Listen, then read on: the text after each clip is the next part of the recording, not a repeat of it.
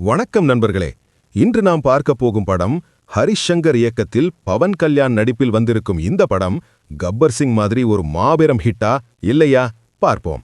முதல்ல கதைய பார்த்தோம்னா, பார்த்திபன் என்ற வில்லன் பல பேரை கொன்று சிஎம் பதவிக்கு வருகிறார். அதே நேரத்தில் அவருடைய மகன் ஒரு காட்டில் போலீசார் பறிமுதல் செய்த கஞ்சாவை வாங்க வருகிறார். அங்கே ஒரு போலீஸை அவமானப்படுத்துறார்.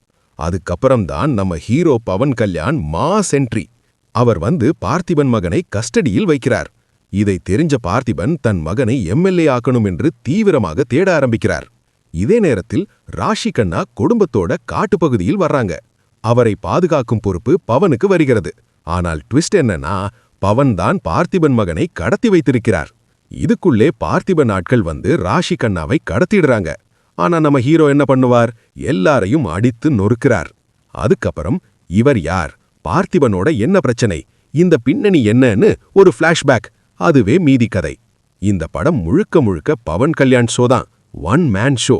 பவர், ஸ்டைல், மாஸ் எல்லாமே ரசிகர்களுக்கு ஃபுல் மீல்ஸ் மாதிரி. இயக்குனர் ஹரிஷ் சங்கர் என்ன பவன் ரசிகர்களுக்கு பிடிக்கும் என்று நன்றாக தெரிஞ்சு ஹியூமர், பாடல், டான்ஸ், ஆக்ஷன் எல்லாத்தையும் கலக்கி கொடுத்திருக்கார். மேலும் ஸ்ரீலீலா 2ஆம் பாடியில் வர்ற காட்சிகள் ரொம்ப கவர்ச்சியாக இருக்கு. அவர் பவனை இம்ப்ரெஸ் பண்ற சீன்ஸ் எல்லாம் ரொம்ப என்டர்டெய்னிங். முதல் பாதி நல்ல பில்டப், ஆனா கதையின் போக்கு பார்த்தா தெரிய மாதிரி ஃபீல் வருகிறது. அதுக்கப்புறம் திடீர்னு அரசியல் ஆங்கிள், ஜிஹாதி, தீவிரவாதம், மதம் எல்லாம் மிக்ஸ் பண்ணியதும் கதை ட்ராக் மாதிரி கொஞ்சம் குழப்பமா போயிடுச்சு. பவன் வர்சஸ் பார்த்திபன் கிளாஷா மட்டும் இருந்திருந்தா படம் இன்னும் சூப்பர் ஹிட்டா இருக்கும்.